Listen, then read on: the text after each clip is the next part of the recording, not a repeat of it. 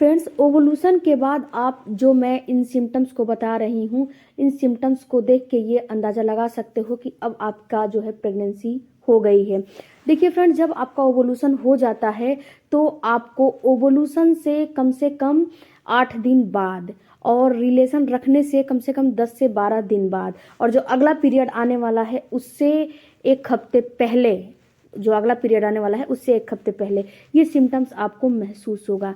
अगर आप exact date पे इस चीज़ को महसूस करोगे तो आपको महसूस होगा, क्योंकि ये हर महिला को होता ही होता है। क्योंकि देखिए फ्रेंड्स, जब आपका इम्प्लांट का फेज चलता है तो उस समय बहुत से चेंजेस आपके बॉडी में होते हैं, क्योंकि उस समय क्या होता है कि आपका हार्मोन उतार चढ़ाव होता रहता है, हार्मोन में उतार चढ़ाव होते रहते हैं। तो फ्रेंड्स, मैं आपको यहाँ पे बताऊं कि अगर आपको इम्प्लांट सफलतापूर्वक चिपक रहा है, यानी कि जो आपका फर्टिलाइज एग है वो भ्रमण करते हुए आपका यूट्रस की दीवार में चिपकने के लिए आ गया है और सफलतापूर्वक वो चिपक रहा है, तो यहाँ पे आपके पेट में कुछ ना कुछ ये 3 गड़बड़ियाँ होंगी। इन तीन गड़बड़ियों को देख के ये 100% आप समझ सकते हो कि आपको प्रेगनेंसी हो गई है। फ्रेंड्स, पीरियड से पहले आपको हर, क्योंकि फ्रेंड्स अगर आप नेचुरली ट्राई कर रहे हो तब तो ये सारी प्रक्रिया आप में होगी। ओवुलेशन होगा, फर्टिलाइजेशन होगा, इम्प्लांट होगा, इसके बाद पीरियड मिस होगा। अगर आप आईयूआई या फिर आईवीएफ करवा रहे हो तो उसमें भी आपका इम्प्लांट की प्रक्रिया चलता है। जब आईवीएफ होता है या फिर आईयूआई होता है तो उसमें क्या होता है, जब सिरिंज के सहायता से आपके यूट्रस में, आपके बच्चेदानी में उस जो स्पर्म है उसको पहुंचाया जाता है, तो आपने कभी देखा होगा कि कितनी महिलाएं बोलती हैं कि मेरा जो आईवीएफ है, आईयूआई है, वो फेल हो गया। तो फ्रेंड्स, फेल नहीं होता है, महिलाएं कुछ ना कुछ गलतियां कर जाती हैं, इसीलिए वो फेल हो जाता है। क्योंकि जब आपका वो चढ़ता है, स्पर्म चढ़ता है, तो उस समय भी इम्प्लांट की प्रक्रिया होती है, तो उस समय भी जो मैं आपको बता रही हूँ वो सिम्टम्स नज़र आते हैं। और उस समय भी इम्प्लांट के समय आपको कुछ गलतियाँ नहीं करनी है, जिस पर कि मैंने वीडियो बना चुका है। तो फ्रेंड्स, नेचुरली ट्राई करो या फिर आप जो आईवाई है उधर जाओ, दोनों कंडीशन में ये सिचुएशन आते हैं। तो होता क्या है कि जब आपका इम्प्लांट का फेस चल रहा होता है तो उस समय आपके पेट में भारी भारीपन महसूस होगा, जैसे कि आपने रात का खाना खा लिया है, रात का खाना डिनर वगैरह कर लिया है, तो उसमें क्या होगा कि आपको ऐसा महसूस होगा कि मेरा पेट काफ़ी फूला फूला लग रहा है, भारी भारी महसूस हो रहा है। ये क्यों होता है फ्रेंड्स? ये इस समय क्या होता है कि आपकी बॉडी में जो जैगोट चिपक रहा है वो तो चिपकता ही है, उसके बाद आपकी बॉडी में और सारे प्रेगनेंसी के हार्मोन बनने लगते हैं, और ये हार्मोन काफ़ी तेज़ी से बनते हैं।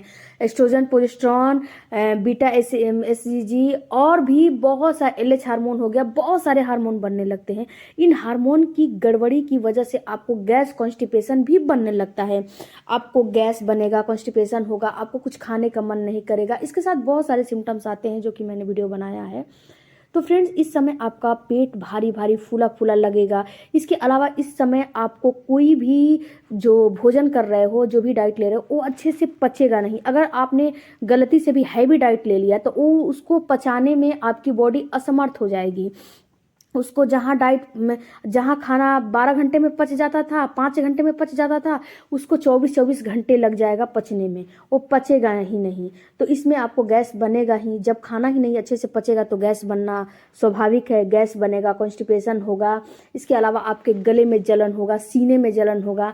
तो ये सारी चीज़ होते हैं अगर हैवी खाना खा लेते हो तो। एक ये रीज़न हो गया। दूसरा रीज़न होगा फ्रेंड्स कि आपका जो पेट है नाभि के ऊपर, उसमें आपको महसूस होगा कि मेरा जो पेट की मांसपेशियां है कई भागों में उसमें खिंचाव आ रहा है, कई भाग में वो चीज़ खींच रही है। उसकी अंदर की मांसपेशियां, आपको ऐसा महसूस होगा कि इधर भी खींच रहा है, इधर भी खींच रहा है, नीचे भी खींच रहा है, ऊपर भी खींच रहा है। और ये फ्रेंड्स आपको नाभि के ऊपर महसूस होगा। इस चीज़ को आप ख्याल करिए कि नाभि के ऊपर ये चीज़ आपको महसूस होगा। इसके अलावा फ्रेंड्स, आपको अजीब सी फीलिंग आएगी, जैसे कि आपको पेट में गड़बड़ी जैसे कि महसूस होने लगेगी। आपको आपका पेट जो है गुड़गुड़ की तरह करने लगेगा। आपको लूज मोशन भी कभी कभी कितनी महिलाओं को होने लगती है। तो फ्रेंड्स, अगर ये 3 चीज़ अगर आपको पेट में महसूस हो रहा है, वो भी आपको नाभि के ऊपर, नीचे नहीं, नाभि के ऊपर ये चीज़ें महसूस हो रही है, खिंचाव महसूस हो रहा है और आपको गैस कॉन्स्टिपेशन पहले से ज़्यादा बन रहा है। पहले तो नहीं बनते थे लेकिन इस समय बन रहे हैं, पेट में गड़बड़ी महसूस हो रही है, तो समझिए कि आपका इम्प्लांटेशन हो रहा है और आपको सफलतापूर्वक प्रेगनेंसी हो रही है। इसमें आपको कोई भी गड़बड़ियां नहीं करनी है, जैसे कि मेडिकल स्टोर से कोई भी दवाएं लाकर नहीं खानी है, घर पे भी गरम गरम चीज़ें आपको नहीं खानी चाहिए। इसके अलावा फ्रेंड्स, आपको ये सिम्टम्स जो है पीरियड से बिल्कुल अलग होगा।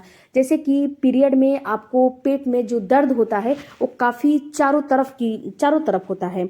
यहीं पे फ्रेंड्स, जो पीरियड में क्रैम्पिंग होती है वो अलग क्रैम्पिंग होती है, अलग पीरियड का फ्लो आता है, अलग डिस्चार्ज आता है, इसमें आपको अलग महसूस होगा। अगर पीरियड का रहेगा तो आपको पेट के निचले हिस्से में महसूस होगा।